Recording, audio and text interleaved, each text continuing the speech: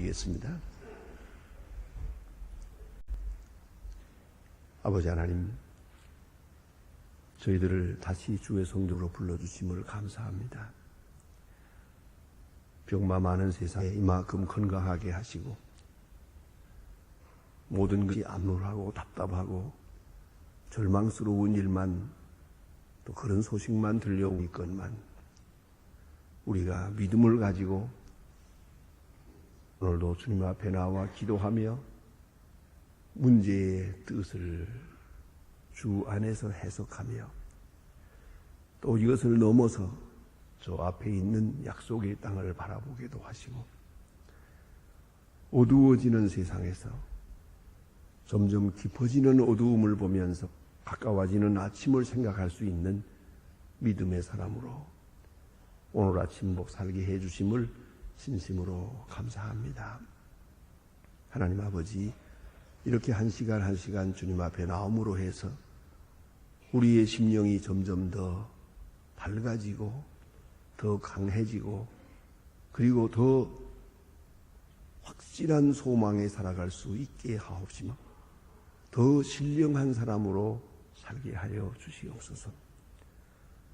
보이는 것 속에서 남이 보지 못하는 것을 보며 살게 하옵소서. 세상 사람이 느끼지 못하는 하나님의 큰 사랑을 늘 느끼며 감격하며 그 감격 속에서 생각하고 뜻하고 행하며 살아가게 하옵소서. 주께서 우리에게 많은 것을 주셨습니다만 때때로 우리는 아무것도 받지 못한다는 것처럼 낙심할 때가 있으나 주 영원하 없는 것은 분에 넘치도록 주신 은혜를 깊이 깨닫고 감사하게 하옵소서. 사람에게는 다할 칭찬을 못 받아도 하나님께는 칭찬받게 하시고 사람들로부터 비난받고 살아도 하나님 앞에는 크게 인정을 받고 사랑받는 그러한 하나님의 사람으로 살게 하옵소서. 땅에서 받는 영광보다 하늘의 영광이 크게 하시고 오늘 누리는 기쁨보다 내일의 기쁨이 더 크도록 늘 인도하여 주시옵소서. 하나님 아버지, 어떤 처지에 있든지 빛과 소금의 직분을 잘 감당할 수 있는 믿음의 사람 되게 하옵소서. 교회가 교회된 사명을 다하게 하옵소서. 하나님이 세우신 일들에게 능력과 권세를 더하시고 주를 섬길 때마다 간절한 마음으로 기쁜 마음으로 충성된 마음으로 섬기게 하사 하나님만 영광 되게 하옵소서. 한 마음 한 뜻 되어 주의 뜻을 조용히 이루어 나가는 모범적이고 미래지향적 사표가 되는 거룩한 교회가 되게 하여 주시옵소서. 섬김의 우뜸이 되게 하시고 이름 없이 섬기는 일에 사표가 되게 하여 주시옵소서. 겸손히 섬기는 일에 항상 앞서가게 하여 주시옵소서. 하나님 아버지, 이 나라를 돌보시고 큰 은총을 베푸시옵소서. 우리는 지금 큰 문제에 부딪혀 있습니다. 앞으로 이 나라를 다스릴 대통령을 선거하게 됩니다. 주님, 기도하는 사람, 하나님 믿는 사람, 우로부터 지혜를 구하는 그런 사람에게 권세를 주시옵소서. 정직하고 겸손한 사람을 세우시옵소서. 그리하여 이 민족을 바른 길로 인도할 수 있게 도와주시옵소서. 하나님 아버지, 너무나도 우리는 과거에 매였습니다. 이제 이 과거를 다 떨쳐버리고 과거를 잊지는 말되 과거에 매이지 않게 하옵소서. 그리고 밝은 미래를 향하여 온 민족이 하나 되게 하옵소서. 작은 일을 얻으려고 큰 일을 잃어버리는 그런 미련함이 없게 하옵소서. 정직하고 부지런하고 성실한 잘 살기보다 바르게 사는 백성이 되게 하여 주시옵소서. 하나님 아버지, 오늘도 함께 계시사 저 북녘 땅에도 은총을 더하시고 가난과 억압과 고통에서 건져 주시옵소서. 우리에게 맡겨진 귀한 일 잘 감당해서 조용하게 여리고성과 같은 수레장막을 무너뜨릴 수 있게 하옵소서. 분명 사랑으로 미움을 이기고 복음으로 이데오로 길을 물리칠 수 있고 빛으로 어두움을 물리치게 하옵소서. 오늘도 배고파 추위에 떨며 굶어 죽는 불쌍한 우리 형제들 긍휼히 여기시고 그 간절한 호소를 들어주시옵소서. 오늘도 해외에 있든지 여행 중에 있든지 군문에 나가 있는 젊은이들, 공부하는 자녀들, 유학 중에 있는 학생들 하나하나 다 돌보아 주시옵소서. 공부하는 자녀들에게 지혜 총명 주시고 미래를 결정해야 될 중요한 이에 주의 큰 지혜와 능력이 함께 하옵소서. 병중에 있는 자와 슬픔을 당한 가정이 많습니다. 주여 오늘도 하나하나 위로하시고 그 가정에 평강을 더하시옵소서. 오늘도 하루 생활이 복되게 하시고 좋은 소식을 듣고 아름다운 일들을 경영하며 또 좋은 소식을 전할 수 있는 날이 되게 하옵소서. 이 하루의 생활을 주께 맡기며 감사하옵고 주 예수 그리스도 이름으로 기도드립니다. 아멘.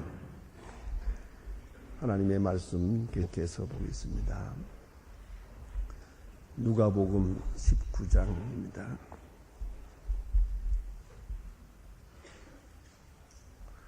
누가복음 19장 41절로부터 보겠습니다. 41절로부터 44절까지입니다. 41절로 44절까지 몇 절만 같이 보도록 하겠습니다. 지금 다 같이 봉독합니다. 가까이 오사 성을 보시고 우시며 가라사대 너도 오늘날 평화에 관한 일을 알았다면 정이 좋을 거다. 지금 내 눈에 숨겨졌도다.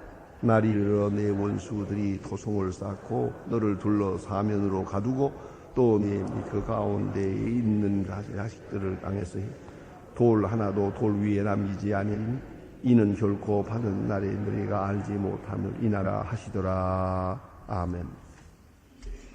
오늘 본문에 나타난 말씀은 예수님께서 예루살렘의 멸망을 앞에 놓고 그렇게 내다보시면서 탄식하고 슬퍼한 그 눈물을 흘리는 그런 장면이 있고요. 그리고 앞에 있는 그 무서운 심판을 예언하는 그런 성격의 말씀이 본문에 있습니다. 여기 보니까 가까이 오사 성을 보시고 그런데 이건 감람산을 말하는데요. 그 감람산 그 언덕에 성지순례 하는 사람은 다 한 번씩 꼭 가보는 곳입니다. 거기에서 예루살렘 성을 이렇게 내려다보면은 한눈에 보입니다. 예루살렘 성전과 그리고 그 예루살렘 성 중요한 부분이 딱 한눈에 들어오는 그러한 높은 곳이다. 여기서 예수님은 예루살렘 성을 이렇게 내려다보시면서 지금은 화려한 것 같지만 그대로 눈앞에 멸망이 있는 것을 바라보고 있습니다. 주후 70년에 역사적으로 그렇게 예루살렘은 망했습니다. 생각하면 예루살렘 성의 이 멸망이라고 하는 것은 인류 역사에 다시 없는 비참한 그런 멸망이었다고 합니다. 왜냐하면은 좌우간 200년이 지난 다음에 그러니까 예루살렘 멸망 200년 후에 예루살렘을 방문한 사람이 사람 50명을 못 만났다는 것입니다. 그만큼 완전히 초토화시킨 것입니다. 이 예루살렘을 중심해서 계속 싸움이 있고 많은 문제가 있는 것을 알기 때문에 아주 완전히 예루살렘 성을 옹호하려고 했어요. 그래서 구 예루살렘이 있고 신 예루살렘이 있습니다. 아주 이 예루살렘을 완전히 초토화시켜버리고 말려고, 흔적도 없애버리고 말려고 했던 것입니다. 그만큼 많은 사람이 죽고 더 파괴된 그러한 무서운 멸망이 있었습니다. 이것이 눈앞에 가까이 오고 있습니다. 그러나 이스라엘 사람들은 그걸 모릅니다. 지도자들 이것을 모릅니다. 그리고는 기껏 생각하는 것이 정치적으로 문제를 해결하려고 했습니다. 사방에서 불쑥불쑥 혁명하는 사람들이 또 폭동이 일어납니다. 그럴 때마다 수백 명, 수천 명까지도 가차없이 죽였습니다. 이렇게 하면서 폭동을 막고 그저 밀봉책으로 평화를 유지하려고 했습니다. 일단 조용하기만 하면 로마는 조용합니다. 그러나 끝내 이 예루살렘은 평화를 지키지 못했습니다. 이 제한과 바리새교인 또 당시의 종교 지도자들 이 사람들이 가지는 평화의 방법 어떻게 하면 평화가 있을 수 있을까? 로마 사람들하고 잘 지내야 되겠다. 폭을 일으키지 말아야겠다. 반로마적인 행동을 하지 말아야 할 거다. 또 그럴 수 있는 요소 어떤 일이든지 간에 소동이 일어날 수 있고 그런 민난이 일어날 수 있는 그런 요소라면 그건 무엇이든지 다 제거해야겠다. 그 차원에서 예수님도 죽인 것입니다. 가야바는 요한복음 8장에서 유명한 말을 합니다. 너희는 아무것도 모르는구나. 한 사람이 죽어 온 민족이 편할 수 있다면 죽어 마땅한 것이다. 이런 공리주의적 철학을 내놓습니다.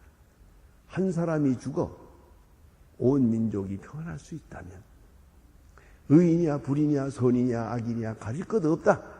한 사람 희생양으로 이어버리자. 그런 얘기입니다. 왜요? 예수님의 인기가 너무 올라가요. 예수님을 따르는 사람이 너무 많아요. 예수님 따르는데 메시아로 따르고 선지자로 따르고 선생, 랍비로만 따랐으면 좋은데 정치적 지도자로 따르는데 예수님을 강제로 유대나라 왕을 만들려고 해요. 요한복음 6장에 분명히 그렇게 기록되어 있어요. 사람들이 억지로 왕을 삼으려고 했다. 자, 이제 엄연히 헤롯 왕이 있지. 그리고 로마가 있는데 왕이 또 생긴단 말이에요. 그것도 반로마적으로 유대나라 왕이 또 하나 생기면 그러면 이건 난리거든요. 인간적으로 생각하면 큰일 나는 거예요. 그러면 로마 사람들이 또 다시 와서 이 나라를 그대로 진멸하겠는데 아이고 끔찍하다 이 말이에요. 그런 인간적인 정치적으로 그렇게 판단하고 물을 것 없다. 그런 불신은 그러한 문제의 요소는 다 제거할 것이다. 그게 제사장 가야바의 판단이에요. 그것이 당시 지도자들의 생각이에요. 의인이야 악이냐 선이냐 누구냐 메시아냐 알 것 없다. 다만 문제 폭동의 요인이 될 수 있고 정치적 혁명의 불씨가 될 수 있는 요소는 제거하는 것이 옳다. 죽여버려. 그래서 예수를 십자가에 못 박은 겁니다. 가야바가 예수를 고소할 때도 저가 유대인의 왕이라는 것이죠. 정적으로 문제가 있다. 그래서 언제나 중요한 일에는 꼭 정치적 성격이 문제가 됩니다. 많은 역사에 보면요. 순교자가 순교할 때마다 정가는 정치적 이유로 죽입니다. 그러나 순교하는 사람은 종교적 이유로 죽습니다. 이 복선이 있습니다. 그래서 한편에서는 계속 정치적 문제로 몰아갑니다. 그러나 그 내용은 그게 아닙니다. 종교적 문제입니다. 이렇게 그 갈등이 있어지는 건데요. 자, 이제 오늘 본문에 예수님 말씀입니다. 평화에 관한 일을 알았으면 좋을 뻔했다. 평화에 관한 일, 샬롬입니다. 문제는 평화입니다. 평화에 관한 일을 원문대로 보면은 프로스톤 에이레네입니다. 이 평화로 향하는 길, 평화를 위한 길을 말합니다. 평화로 가는 길이 뭐냐? 그 평화로 가는 길, 어떻게 하면 평화가 있습니까? 오늘도 우리가 이런 문제를 놓고 지금 고민하고 있지 않습니까? 이 대통령 선거를 앞두고 어떤 길로 가야 이 나라가 평화할까? 언제나 이런 질문이 있어요. 언제나. 그런데 우리가 아시는 대로 막스 같은 분은, 칼 막스 같은 분은 생각합니다. 이건 경제 문제다. 경제 문제와 분배의 문제다. 경제 문제만 해결되면 된다. 그걸 어디서 보았느냐? 동물의 세계에서 보았거든요. 저는 한번 언젠가 탄자니아 갔다가 내 눈을 부비면서 의심을 해보았습니다. 왜냐하면 너무나도 이상한 세계를 보았거든요. 사자가 한 30마리 다 모여 있어요. 사자 가족이. 그 앞에 그 임팔라라고 하는 노루 같은 것들이 수십 마리가 거기 있어요. 토끼가 그 앞에 있어요. 사슴이 있어요. 아니 같이 어울려 놀더라고요. 이 세상에 어떻게 임팔라와 토끼와 사슴과 그리고 사자가 같이 놀 수 있단 말입니까? 내가 에덴 동산을 왔나? 죽어서 천당을 왔나? 이거 어떻게 된 거야? 도대체가 어느 세상에 이런 세상이 있나? 자꾸 봐도 마찬가지야. 아무리 봐도 마찬가지야. 안내자에게 물었어요. 어떻게 이런 평화가 있을 수 있느냐? 했더니 그 대답이 너무 재미있어요. 동물은 사람보다 훨씬 착합니다. 그래요. 그래요. 그거 왜 그러냐 그랬더니 동물은 배부면 남을 해하는 법이 없습니다. 기가 막힌 대답입니다. 동물은 배부르면 남을 해하지 않아요. 바로 눈앞에 임팔라가 있어도 잡아먹지 않아요. 해치지도 않아요. 저놈을 잡아놨다가 오늘 저녁에 먹어야지 그 생각을 안 해요. 동물은 저축을 안 해요. 그렇게. 참 이상하지 않습니까? 사자는 절대 죽은 걸 먹지 않아요. 이쪽을 물고 저쪽으로 소리가 나게 그렇게 해야만 먹어요. 절대로. 그야말로 신선도 이론. 먹지. 예? 죽은 걸 먹는 법이 없어요. 아무리 지척이 열려 있어도 안 먹어요. 절대로 안 먹습니다. 자, 이러니 이 평화가 있거든요. 칼 막스가 이걸 본 거예요. 동물의 세계는 배만 부르면 평화가 있더라. 그러니까 이 사람도 배만 부르면 문제가 없다. 그래서 경제 문제 우선. 그리고 경제 문제를 해결하려고 드니까 분배 문제가 있거든요. 분배 문제를 해결하려고 하니까 정치 문제가 있거든요. 이래서 정치적 혁명을 일으킨 거예요. 이렇게 사관했습니다만은 그것이 아니더라고요. 사람은 배부르고도 싸워요. 주면 점점 더해요. 많이 가진 사람일수록 욕심이 더 커요. 이게 바로 문제라고요. 결국은 우리 평화에 관한 일에 대해서는 인류 역사에 모든 사람이 나름대로 이것이다, 저것이다 생각을 해봅니다. 그래서 정치적 문제다, 경제적 문제다, 심리학적 문제다, 이거는 정서적 문제다, 뭐 이데올로기의 문제다, 가치관의 문제다, 여러 가지 말을 합니다.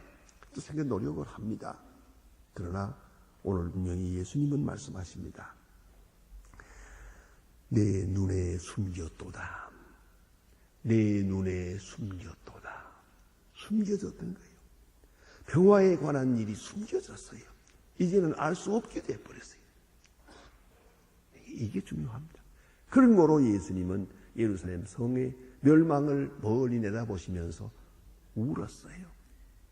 예수님이 울었다는 말은 성경에 딱 두 번 있는데 요한복음 3장 11장 35절에 보면 예수님께서 나사로 죽은 무덤을 향하여 갈 때 많은 사람들이 우는 것을 보고 사람들은 이렇게 미련하구나. 죽음을 끝이라고 생각하는구나. 그 동정하시면서 눈물을 흘리세요. 거기에 눈물 흘렸다는 말이 있고요. 그러니까 사람들이 죽음을 마지막으로 생각하는 그 잘못된 인생관, 그들의 탄식과 슬픔을 생각하며 동정하고 눈물을 흘렸습니다. 그리고 오늘 본문에 나타난 말씀은 감람산에서 예루살렘을 내려다보시면서 울었습니다. 자, 다시 한번 생각합시다.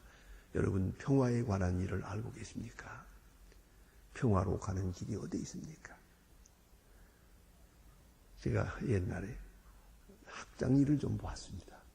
학교에 학장을 할 때 학교 입학때가 되면은 참 골치 아파요. 아예 사무실에 있을 수가 없어요. 자꾸 찾아와서 이거 학생 입학시켜달라고. 어떤 사람은 그래요. 돈을 얼마든지, 말은 그랬지 얼마 내지도 않아요. 얼마든지 낼 테니까 합격시켜달라고. 참 답답한 일이에요. 그래서 제가 그래, 이렇게 돈을 뒷문으로 내고 합격을 시키면 얘가 잘 될 것 같습니까?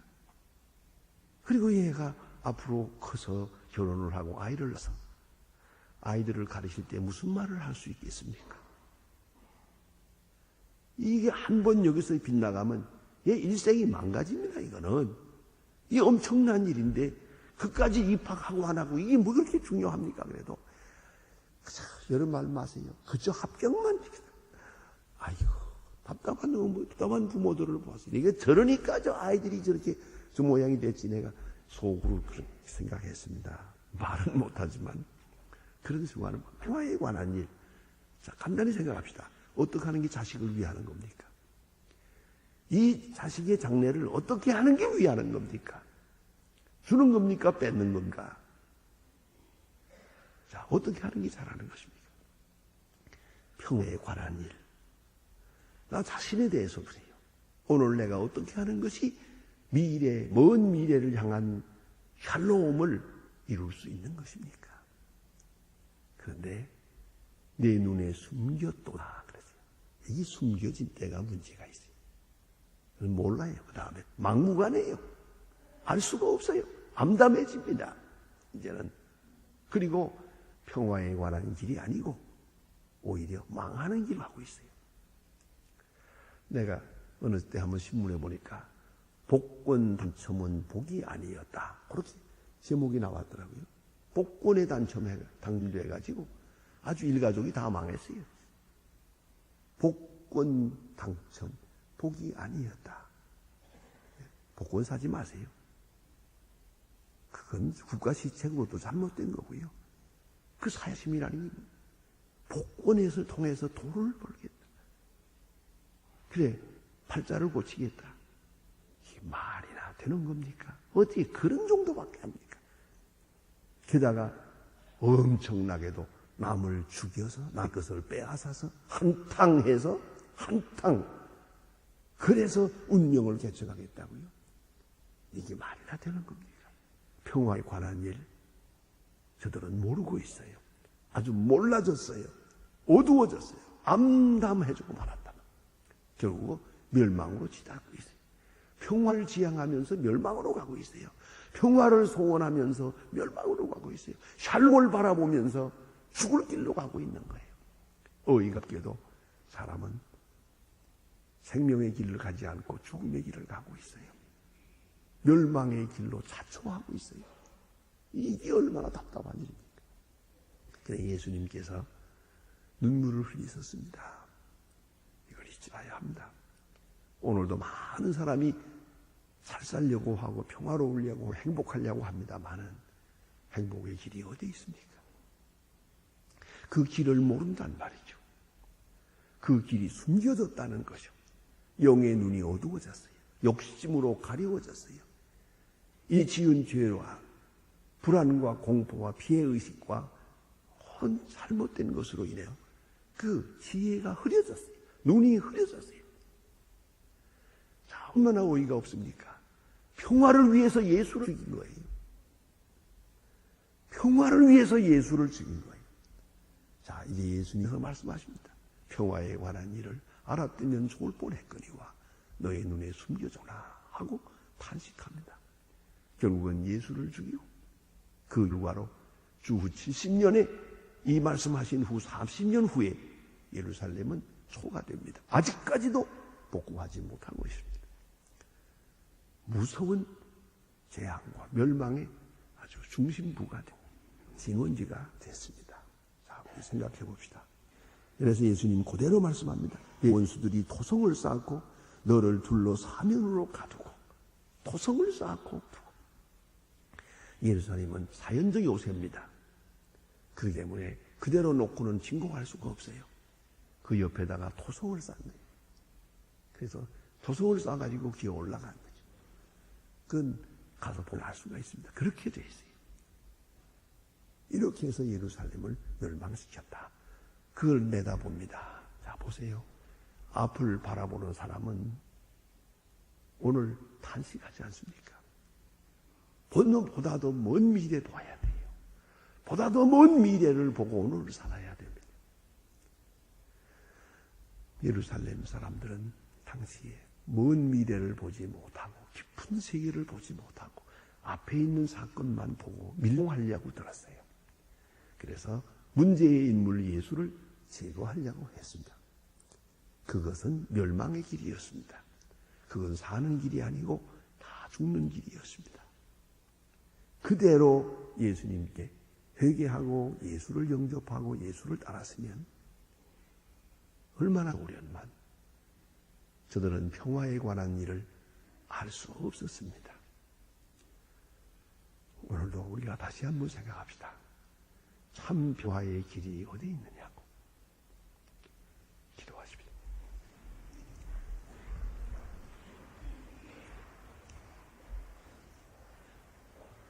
하늘에 계신 우리 아버지시여, 이름이 거룩히 여김을 받으시오며 나라의 마옵소서. 뜻이 하늘에서 이룬 것 같이 땅에서도 이루어지이다. 오늘 우리에게 일용할 양식을 주옵시고 우리가 우리에게 죄 지은 자를 사해 준 것 같이 우리 죄를 사해 우리를 시험에 들게 하시옵소서. 다만 악에서 구하옵소서. 나라와 권세와 영광이 아버지께 영원히 있사옵나이다. 아멘.